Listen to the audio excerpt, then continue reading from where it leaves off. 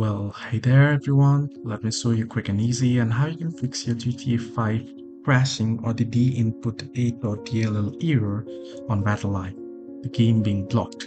Well, first things first, you want to proceed to open up OpenID. So make sure to open OpenID and then you want to load it up. Once it has been loaded, what you want to do is you want to proceed to enable edit mode and then head into modes folder.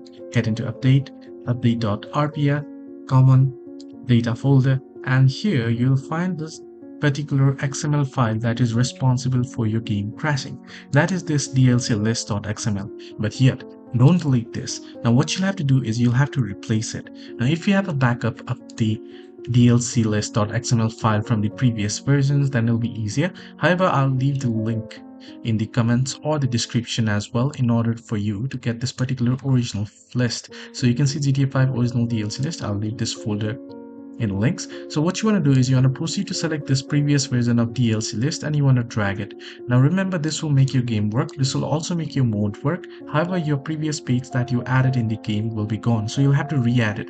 Now not on the folder, you don't have to head back particularly. So here I'll show you. If I head into modes, update.rpf here, into 64 DLC packs pet selector dlc.rpf. So if I head into pets.rpf, you can see I have all my pets here. Now, however, this will not show up in the game. You'll have to head back to pet selector and then you'll have to rebuild it on the pet selector and add it again one by one on the game on menu or pet selector. So it's that simple. Hope this video was helpful. To like and subscribe.